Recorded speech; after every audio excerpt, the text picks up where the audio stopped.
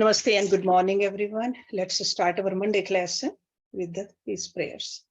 Om Guru Brahma, Guru Vishnu, Guru Devo Maheshwara, Guru Sakshat Parbrahma, Tasmai Shri Guruve Namaha. Om Bhu Bhavaswaha, Tatsavitra Varenayam, Bhargo Devasya Dhimahi, Dhiyo Yo Naha Prachodayat, Astoma Sadgamya, तमसो मा ज्योतिर्गम्य मृत्युर्मा अमृतम गम्य ओम सहनावतु सहनौ भुनक्तु सवीर्यं करवावहै तेजस्वी नावधीतमस्तु मा विद्विषावहै ओम शांति शांति शांति.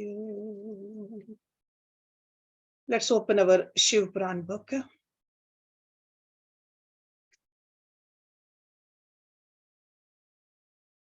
On page number 613.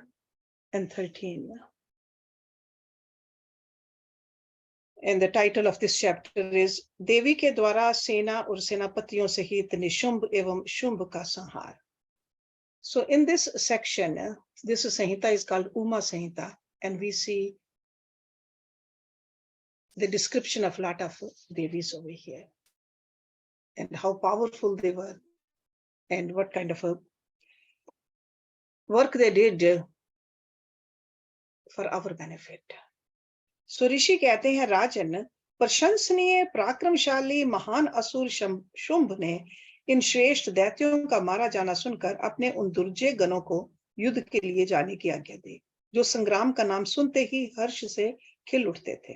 उसने कहा, आज मेरी आज्ञा से कालक, कालके, मौर्य, दुहिद तथा अन्य असुरगण बड़ी भारी सेना के साथ संगठित हो विजय की आशा रखकर शीघ्र युद्ध के लिए प्रस्थान करें.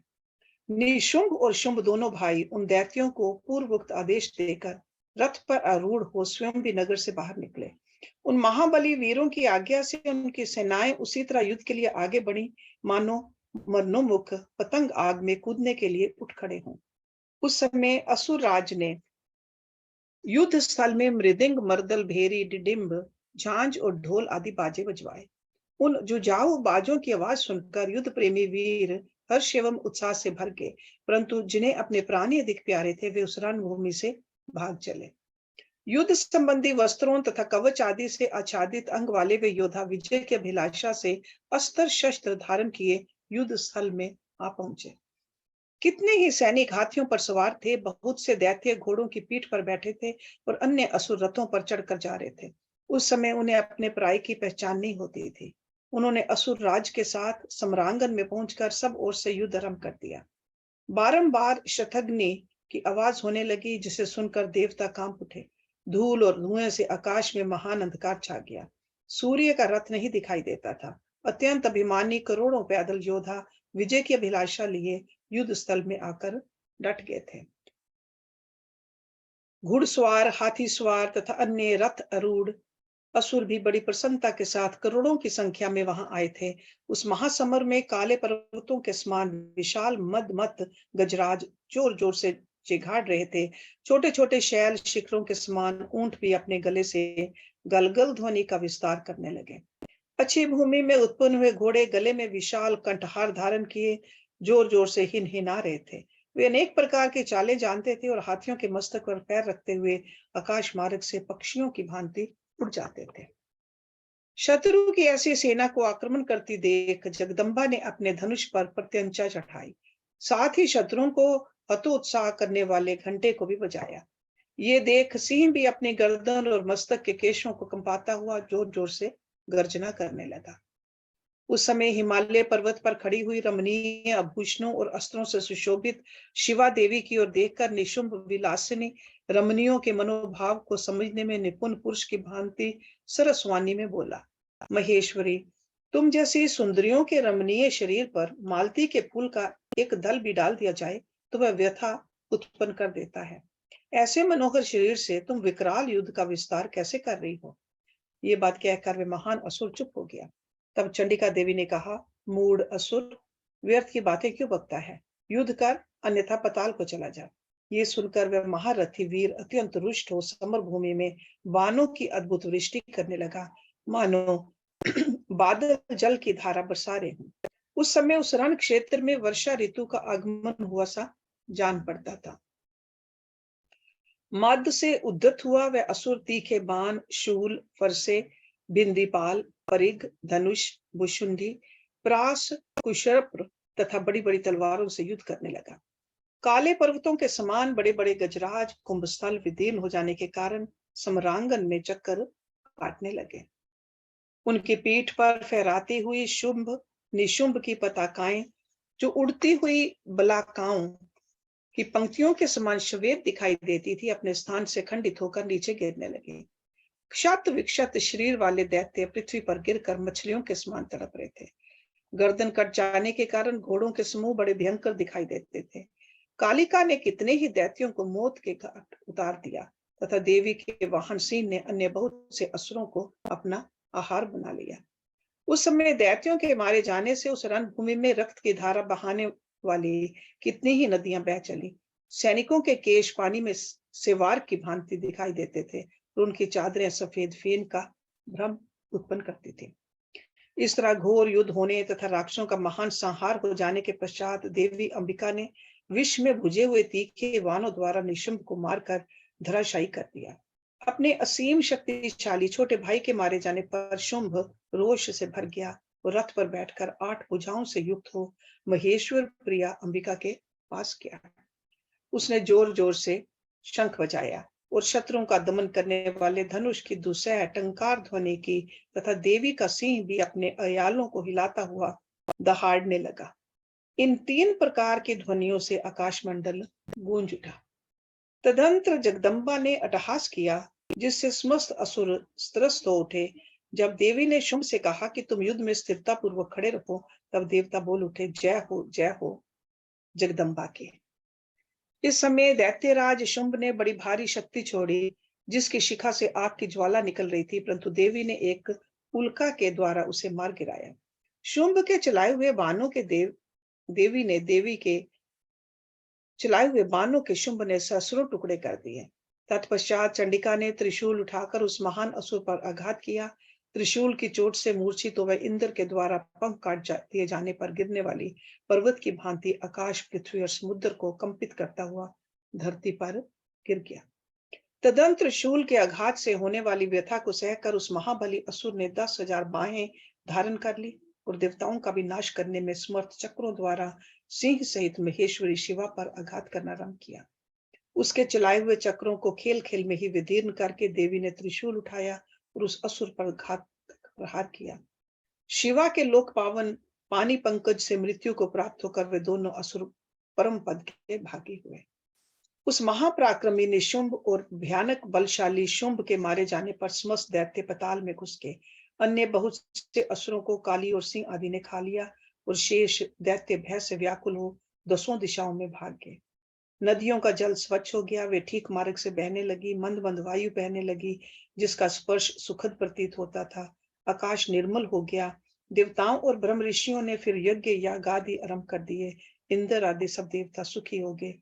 प्रभु, दैत्य राज के वध प्रसंग से युक्त इस परम पवित्र उमा चरित्र का जो श्रद्धा पूर्वक बारंबार श्रवण या पाठ करता है, वह इस लोक में देव दुर्लभ भोगों का उपभोग करके परलोक में महामाया के प्रसाद से उमा धाम को जाता है। राजन, इस प्रकार शुंभ असुर का संहार करने वाली देवी सरस्वती के चरित्र का वर्णन किया, जो साक्षात उमा के अंश से प्रकट हुए थे। नेक्स्ट चैप्टर, देवताओं का गर्व दूर करने के लिए तेज पुंज रूपनी उमा का प्रादुर्भाव। मुनियों ने कहा, संपूर्ण पदार्थों के पूर्ण ज्ञाता सूत जी, भुवनेश्वरी उमा के जिनसे सरस्वती प्रकट हुई थी, अवतार का पुनः वर्णन कीजिए। वे देवी पर ब्रह्म मूल प्रकृति ईश्वरी निराकार होती हुई भी साकार तथा नित्य आनंद में सती कही जाती है। सूत जी ने कहा, तपस्वी मुनियों, आप लोग देवी के उत्तम एवं महान चरित्र को प्रेम पूर्वक सुने, जिसके जानने मात्र से मनुष्य परम गति को प्राप्त होता है। एक समय देवताओं और दानवों में परस्पर युद्ध हुआ। उसमें महामाया के प्रभाव से देवताओं की जीत हो गई। इससे देवताओं को अपनी शूरवीरता पर बड़ा गर्व हुआ। वे आत्म प्रशंसा करते हुए इस बात का प्रचार करने लगे कि हम लोग धन्य हैं, धन्यवाद के योग्य हैं। असुर हमारा क्या कर लेंगे? वे हम लोगों का अत्यंत दूसरे प्रभाव देखकर भयभीत हो भाग चलो कहते हुए पाताल लोक में घुस गए। हमारा बल अद्भुत है, हम में आश्चर्यजनक तेज है, हमारा बल और तेज दैत्य कुल का विनाश करने में समर्थ है। अहो, देवताओं का कैसा सौभाग्य है। इस प्रकार वे जहां तहां डींग हांगने लगे। तदंतर उसी समय उनके समक्ष तेज का एक महान पुंज प्रकट हुआ जो पहले कभी देखने में नहीं आया था। उसे देखकर सब देवता विस्मय से भर गए। वे रूंधे हुए गले से परस्पर पूछने लगे, ये क्या है, ये क्या है। उन्हें यह पता नहीं था कि ये श्यामा भगवती उमा का उत्कृष्ट प्रभाव है जो देवताओं का अभिमान चूरन करने वाली है। उस समय देवराज इंद्र ने देवताओं को आज्ञा दी, तुम लोग जाओ और यथार्थ रूप से परीक्षा करो कि ये कौन है। देवेंद्र के भेजने से वायुदेव उस तेज पुंज के निकट गए। तब उस तेज और राशि ने उन्हें संबोधित करके पूछा, अजी तुम कौन हो। उस महान तेज के इस प्रकार पूछने पर वायु देवता अभिमान पूर्वक बोले, मैं वायु हूँ, संपूर्ण जगत का प्राण हूँ, मुझ सर्वाधार परमेश्वर में ही ये स्थावर जंगम रूप सारा जगत ओतप्रोत है। मैं ही समस्त विश्व का संचालन करता हूँ। तब उस महातेज ने कहा, वायु यदि तुम जगत के संचालन में समर्थ हो तो यह तृण रखा हुआ है, इसे अपनी इच्छा के अनुसार चलाओ तो सही। तब वायु देवता ने सभी उपाय करके अपनी सारी शक्ति लगा दी, परंतु वह दिन दिन का अपने स्थान से तिल भर भी ना हटा। If you remember in one of the Upanishad this story was there. We just finished that Upanishad recently. इससे वायुदेव लज्जित हो गए। वे चुप हो इंद्र की सभा में लौट गए और अपनी प्राच्य के साथ वहां का सारा वृतांत उन्होंने सुनाया। वे बोले, देवेंद्र हम सब लोग झूठे ही अपने में सर्वेश्वर होने का अभिमान रखते हैं, क्योंकि किसी छोटी सी वस्तु का भी हम कुछ नहीं कर सकते। तब इंद्र ने बारी बारी समस्त देवताओं को भेजा। जब वे उसे जानने में समर्थ न हो सके तब इंद्र स्वयं गए। इंद्र को आते देख वह अत्यंत दुस्सह तेज तत्काल अदृश्य हो गया। इससे इंद्र बहुत विस्मित हुए और मन ही मन बोले, जिसका ऐसा चरित्र है उसी सर्वेश्वर की मैं शरण लेता हूँ। सहस्र नेत्रधारी इंद्र बार बार इसी भाव का चिंतन करने लगे। इसी समय निश्चल करुणा में शरीर धारण करने वाली सच्चिदानंद स्वरूप शिव प्रिया उमा उन देवताओं पर दया करने और उनका गर्व भरने के लिए चैत्र शुक्ला नवमी को दोपहर में वहां प्रकट हुई। वे उस तेज पुंज के बीच में विराज रही थी, अपनी कांति से दसों दिशाओं को प्रकाशित कर रही थी और समस्त देवताओं को सुस्पष्ट रूप से यह जता रही थी कि मैं साक्षात पर ब्रह्म परमात्मा ही हूँ। वे चार हाथों में क्रमशः वर, पाश, अंकुश और अभय धारण किए थे। श्रुतियां साकार होकर उनकी सेवा करती थी। वे बड़ी रमणीय दिखती थी तथा अपने नूतन यौवन पर उन्हें गर्व था। वे लाल रंग की साड़ी पहने हुई थी, लाल फूलों की माला तथा लाल चंदन से उनका श्रृंगार किया गया था। वे कोटि कोटि कंदर्पों के समान मनोहारिणी तथा करोड़ों चंद्रमाओं के समान चुटकीली चांदनी से सुशोभित थी। सबकी अंतर्यामिनी, समस्त भूतों की साक्षिणी तथा पर ब्रह्म स्वरूप ने महामाया ने इस प्रकार कहा। उमा बोली, मैं ही पर ब्रह्म, परम ज्योति, प्रणव रूपनी तथा युगल रूप धारनी हूँ। मैं ही सब कुछ हूँ, मुझसे भिन्न कोई पदार्थ नहीं है। मैं निराकार होकर भी साकार हूँ, सर्व तत्व स्वरूपनी हूँ। मेरे गुण अतर्क्य हैं। मैं नित्य स्वरूपा तथा कार्य कारण रूपनी हूँ। मैं ही कभी प्राण वल्लभा का आकार धारण करती हूँ और कभी प्राण वल्लभ पुरुष का। कभी स्त्री और पुरुष दोनों रूपों में एक साथ प्रकट होती हूँ। यही मेरा अर्धनारी ईश्वर रूप है। मैं सर्वरूपनी ईश्वरी हूँ। मैं ही सृष्टिकर्ता ब्रह्मा हूँ। मैं ही जगत पालक विष्णु हूँ तथा मैं ही संहार करता रुद्र हूँ। संपूर्ण विश्व को मोह में डालने वाली महामाया मैं ही हूँ। काली, लक्ष्मी और सरस्वती आदि संपूर्ण शक्तियां तथा ये सकल कलाएं मेरे अंश से ही प्रकट हुई हैं। मेरे ही प्रभाव से तुम लोगों ने संपूर्ण दैत्यों पर विजय पाई है। मुझ सर्व विजयिनी को ना जानकर तुम लोग व्यर्थ ही अपने को सर्वेश्वर मान रहे हो। जैसे इंद्र जाल करने वाला सूत्रधार कठपुतली को नचाता है, उसी प्रकार मैं ईश्वरी ही समस्त प्राणियों को नचाती हूँ। मेरे भय से हवा चलती है, मेरे भय से ही अग्निदेव सबको जलाते हैं तथा मेरा भय मानकर ही लोकपाल गण निरंतर अपने अपने कर्मों में लगे रहते हैं। मैं सर्वथा स्वतंत्र हूँ और अपनी लीला से ही कभी देव समुदाय को विजय बनाती हूँ तथा कभी दैत्यों को। माया से परे जिस अविनाशी परात पर धाम का श्रुतियां वर्णन करती हैं, वह मेरा ही रूप है। सगुण और निर्गुण ये मेरे दो प्रकार के रूप माने गए हैं। इनमें से प्रथम तो माया युक्त है और दूसरा माया रहित। देवताओं, ऐसा जानकर गर्व छोड़ो और मुझ सनातनी प्रकृति की प्रेम पूर्वक आराधना करो। देवी का यह करुणा युक्त वचन सुन देवता भक्ति भाव से मस्तक झुकाकर उन परमेश्वर की स्तुति करने लगे। जगदीश्वरी क्षमा करो, परमेश्वरी प्रसन्न हो, माता ऐसी कृपा करो जिससे फिर कभी हमें गर्व ना हो। तब से सब देवता गर्व छोड़ एकाग्रचित हो पूर्ववत विधि पूर्वक उमा देवी की आराधना करने लगे। ब्राह्मणों, इस प्रकार मैंने तुमसे उमा के प्रादुर्भाव का वर्णन किया है, जिसके श्रवण मात्र से परम पद की प्राप्ति होती है। नेक्स्ट चैप्टर, देवी के द्वारा दुर्गम असुर का वध तथा उनके दुर्गा, शताक्षी, शाकंभरी और भ्रामरी आदि नाम पढ़ने का कारण। मुनियों ने कहा, महाप्राज्य सूत जी, हम सब लोग प्रतिदिन दुर्गा जी का चरित्र सुनना चाहते हैं, अतः आप और किसी अद्भुत लीला तत्व का हमारे समक्ष वर्णन कीजिए। सर्वज्ञ शिरोमणि सूत, आपके मुखार विंद से नाना प्रकार की सुधा सदृश मधुर कथाएं सुनते सुनते हमारा मन कभी तृप्त नहीं होता। सूत जी बोले, मुनियों, दुर्गम नाम से विख्यात एक असुर था, जो रूरू का महाबलवान पुत्र था।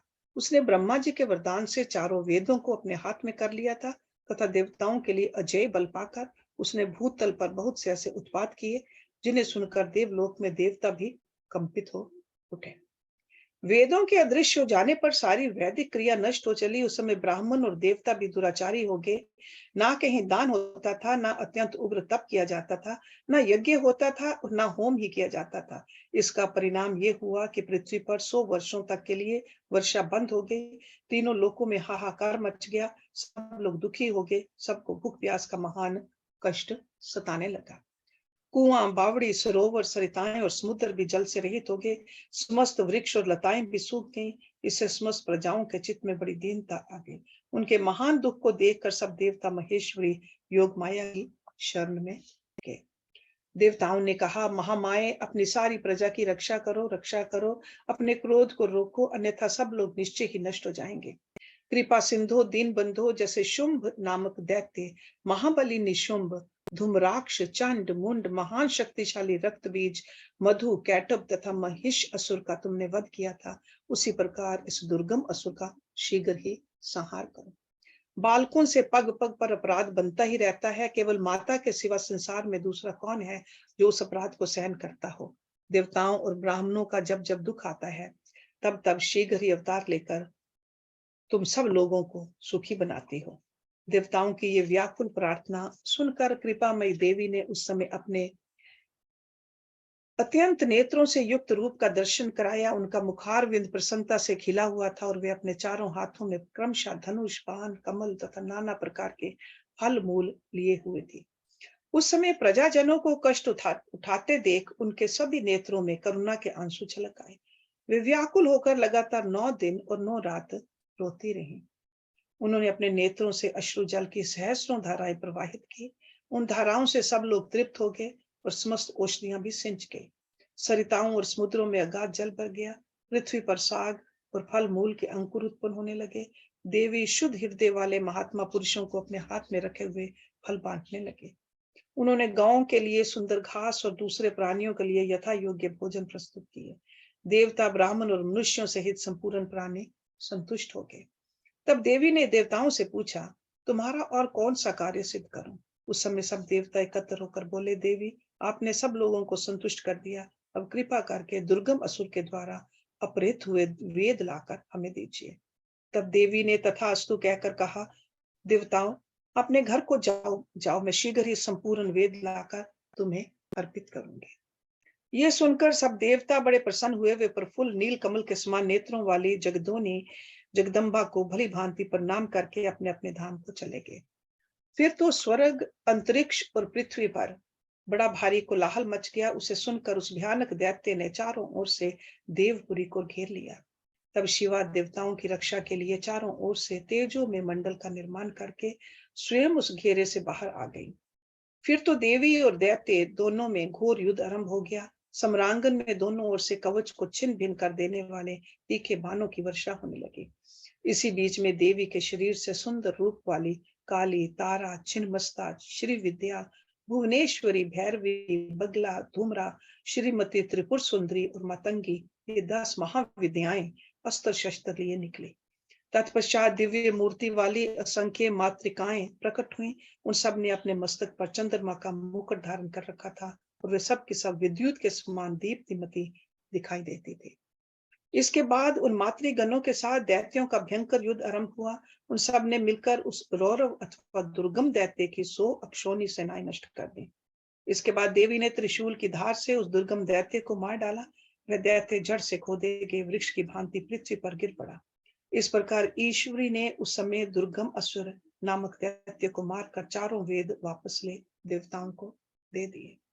तब देवता बोले, अंबिके, आपने हम लोगों के लिए असंख्य नेत्रों से युक्त रूप धारण कर लिया था, इसलिए मुनिजन आपको शताक्षी कहेंगे। अपने शरीर से उत्पन्न हुए शाकों द्वारा आपने समस्त लोकों का भरण पोषण किया है, इसलिए शाकंभरी के नाम से आपकी ख्याति होगी। शिवे, आपने दुर्गम नामक महादैत्य का वध किया है, इसलिए लोग आप कल्याणमयी भगवती को दुर्गा कहेंगे। योग निद्रे, आपको नमस्कार है। महाबले, आपको नमस्कार है। ज्ञानदायिनी, आपको नमस्कार है। आप जगन माता को बारंबार नमस्कार है। तत्त्वमसि आदि महावाक्यों द्वारा जिन परमेश्वरी का ज्ञान होता है, उन अनंत कोटि ब्रह्मांडों का संचालन करने वाली भगवती दुर्गा को बारंबार नमस्कार है। माता, आप तक मन, वाणी और शरीर को पहुंच होनी कठिन है। सूर्य, चंद्रमा और अग्नि ये तीनों आपके नेत्र हैं। हम आपके प्रभाव को नहीं जानते, इसलिए आपकी स्तुति करने में असमर्थ हैं। सुरेश्वरी माता शताक्षी को छोड़कर दूसरा कौन है जो हम जैसे अमरों पर दृष्टिपात करके ऐसे दया करे।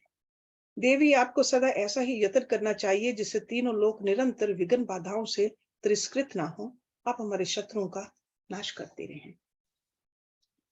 देवी ने कहा, देवताओं, जैसे बच्चों को देखकर गौएं व्यग्र हो उतावली के साथ उनकी ओर दौड़ती हैं, उसी तरह मैं तुम सबको देखकर व्याकुल हो दौड़ी आती हूँ। तुम्हें ना देखने से मेरा एक क्षण भी युग के समान बीतता है। मैं तुम्हें अपने बच्चों के समान समझती हूँ और तुम्हारे लिए अपने प्राण भी दे सकती हूँ। तुम लोग मेरे प्रति भक्ति भाव से सुशोभित हो, अतः तुम्हें कोई भी चिंता नहीं करनी चाहिए। मैं तुम्हारी सारी आपत्तियों का निवारण करने के लिए उद्यत हूँ। जैसे पूर्व काल में तुम्हारी रक्षा के लिए मैंने दैत्यों को मारा है, उसी प्रकार आगे भी असुरों का संहार करूंगी। इसमें तुम्हें संशय नहीं करना चाहिए। ये मैं सत्य सत्य कहती हूँ। भविष्य में जब पुनः शुंभ और निशुंभ नाम के दूसरे दैत्य होंगे, उस समय मैं यशोमयी देवी नंद पत्नी यशोदा के गर्भ से योनिज रूप धारण करके गोकुल में उत्पन्न होंगी और यथा समय उन असुरों का वध करूंगी। नंद की पुत्री होने के कारण उस समय मुझे लोग नंदजा कहेंगे। जब मैं भ्रमर का रूप धारण करके अरुण नामक असुर का वध करूंगी, तब संसार के मनुष्य मुझे भ्रामरी कहेंगे। फिर मैं भीम भयंकर रूप धारण करके राक्षसों को खाने लगूंगी। उस समय मेरा भीमा देवी नाम प्रसिद्ध होगा। जब जब पृथ्वी पर असुरों की ओर से बाधा उत्पन्न होगी, तब तब मैं अवतार लेकर प्रजाजनों का कल्याण करूंगी, इसमें संशय नहीं है। जो देवी शताक्षी कही गई हैं, वे ही शाकंभरी मानी गई हैं तथा उन्हीं को दुर्गा कहा गया है। तीनों नामों द्वारा एक ही व्यक्ति का प्रतिपादन होता है। इस पृथ्वी पर महेश्वरी शताक्षी के समान दूसरा कोई दयालु देवता नहीं है, क्योंकि वे देवी समस्त प्रजाओं को संतप्त देख 9 दिनों तक रोती रह गई थी। नेक्स्ट चैप्टर, देवी के क्रिया योग का वर्णन। देवी की मूर्ति एवं मंदिर के निर्माण, स्थापन और पूजन का महत्व, परा अम्बा की श्रेष्ठता, विभिन्न मासों और तिथियों में देवी के व्रत, उत्सव और पूजन आदि के फल तथा इस संहिता के श्रवण एवं पाठ की महिमा। So this is the last chapter of this Uma Samhita. Vyas ji बोले, महामते, ब्रह्मपुत्र सर्वज्ञ सनत कुमार, मैं उमा के परम अद्भुत क्रिया योग का वर्णन करना चाहता हूँ। उस क्रिया योग का लक्षण क्या है, उसका अनुष्ठान करने पर किस फल की प्राप्ति होती है, तथा जो परा अम्बा उमा को अधिक प्रिय है वह क्रिया योग क्या है, ये सब बातें मुझे बताइए। सनत कुमार जी ने कहा, महाबुद्धिमान द्वैपायन, तुम जिस रहस्य की बात पूछ रहे हो वह सब मैं बताता हूँ, ध्यान देकर सुनो। ज्ञान योग, क्रिया योग, भक्ति योग, ये श्री माता की उपासना के 3 मार्ग कहे गए हैं, जो भोग और मोक्ष दोनों देने वाले हैं। चित्त का जो आत्मा के साथ संयोग होता है, उसका नाम ज्ञान योग है। उसका बाह्य वस्तुओं के साथ जो संयोग होता है, उसे क्रिया योग कहते हैं। देवी के साथ आत्मा की एकता की भावना को भक्ति योग माना गया है। तीनों योगों में जो क्रिया योग है उसका प्रतिपादन किया जाता है। कर्म से भक्ति उत्पन्न होती है, भक्ति से ज्ञान होता है और ज्ञान से मुक्ति होती है, ऐसा शास्त्रों में निश्चय किया गया है। मुनि श्रेष्ठ, मोक्ष का प्रधान कारण योग है, परंतु योग के ध्येय का उत्तम साधन क्रिया योग है। प्रकृति को माया जाने और सनातन ब्रह्म को मायावी अथवा माया का स्वामी समझे, उन दोनों के स्वरूप को एक दूसरे से अभिन्न जानकर मनुष्य संसार बंधन से मुक्त हो जाता है। काली नंदन, जो मनुष्य देवी के लिए पत्थर, लकड़ी अथवा मिट्टी का मंदिर बनाता है, उसके पुण्य फल का वर्णन सुनो। प्रतिदिन योग के द्वारा आराधना करने वाले को जिस महान फल की प्राप्ति होती है, वह सारा फल उस पुरुष को मिल जाता है जो देवी के लिए मंदिर बनवाता है। श्री माता का मंदिर बनवाने वाला धर्मात्मा पुरुष अपनी पहले बीती हुई तथा आगे आने वाली हजार हजार पीढ़ियों का उद्धार कर देता है। करोड़ों जन्मों में किए हुए थोड़े या बहुत जो पाप शेष रहते हैं, वे श्री माता के मंदिर का निर्माण आरंभ करते ही क्षण भर में नष्ट हो जाते हैं। जैसे नदियों में गंगा, संपूर्ण नदों में शौन भद्र, क्षमा में पृथ्वी, गहराई में समुद्र और समस्त ग्रहों में सूर्य देव का विशिष्ट स्थान है, उसी प्रकार समस्त देवताओं में श्री परा अम्बा श्रेष्ठ मानी गई है। वे समस्त देवताओं में मुख्य हैं। जो उनके लिए मंदिर बनवाता है वह जन्म जन्म में प्रतिष्ठा पाता है। काशी, कुरुक्षेत्र, प्रयाग, पुष्कर, गंगा सागर तट, नैमिषारण्य, अमरकंटक पर्वत, परम पुण्य में श्री पर्वत, ज्ञान पर्वत, गोकर्ण, मथुरा, अयोध्या और द्वारका इत्यादि पुण्य प्रदेशों में अथवा जिस किसी भी स्थान में माता का मंदिर बनवाने वाला मनुष्य संसार बंधन से मुक्त हो जाता है। मंदिर में ईंटों का जोड़ जब तक या जितने वर्ष रहता है, उतने हजार वर्षों तक वह पुरुष मणिद्वीप में प्रतिष्ठित होता है। जो समस्त शुभ लक्षणों से संपन्न उमा की प्रतिमा बनवाता है, वह निर्भय होकर अवश्य उनके परम धाम में जाता है। शुभ ऋतु, शुभ ग्रह और शुभ नक्षत्र में देवी की मूर्ति की स्थापना करके योग माया के प्रसाद से मनुष्य कृतकृत्य हो जाता है। कल्प के आरंभ से लेकर अंत तक कुल में जितनी पीढ़ियां बीत गई हैं और जितनी आने वाली हैं, उन सबको मनुष्य सुंदर देवी मूर्ति की स्थापना करके तार देता है। जो केवल जगज्योनि परा अम्बा की शरण लेते हैं, उन्हें मनुष्य नहीं मानना चाहिए। वे साक्षात देवी के गण हैं, जो चलते फिरते, सोते जागते अथवा खड़े होते समय उमा इस दो अक्षर के नाम का उच्चारण करते हैं। वे शिवा के ही गण हैं। जो नित्य नैमित्तिक कर्म में पुष्प, धूप और दीपों द्वारा देवी परा शिवा का पूजन करते हैं, वे शिवा के धाम में जाते हैं। जो प्रतिदिन गोबर या मिट्टी से देवी के मंदिर को लीपते हैं अथवा उसमें झाड़ू देते हैं, वे भी उमा के धाम में जाते हैं। जिन्होंने देवी के परम उत्तम एवं रमणीय मंदिर का निर्माण करवाया है, उनके कुल के लोगों को माता उमा सदा आशीर्वाद देती है। वे कहती हैं, ये लोग मेरे हैं, अतः मुझ में प्रेम के भागी बने रहकर 100 वर्षों तक जिए और इन पर कभी कोई आपत्ति न आए। इस प्रकार श्री माता रात दिन आशीर्वाद देती हैं।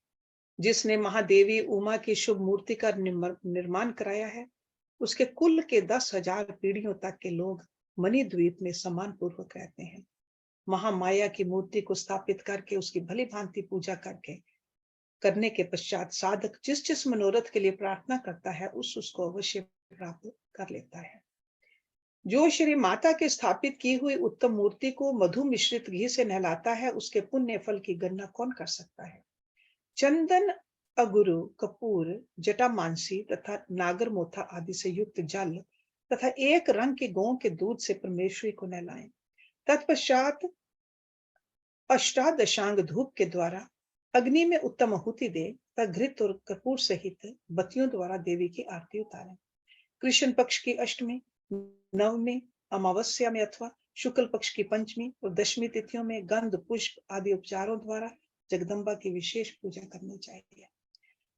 रात्रि सूक्त, श्री सूक्त अथवा देवी सूक्त को पढ़ते या मूल मंत्र का जप करते हुए देवी की आराधना करनी चाहिए। विष्णुकांत और तुलसी को छोड़कर शेष सभी पुष्प देवी के लिए प्रीतिकारक जानने चाहिए। कमल का पुष्प उनके लिए विशेष प्रीतिकारक होता है।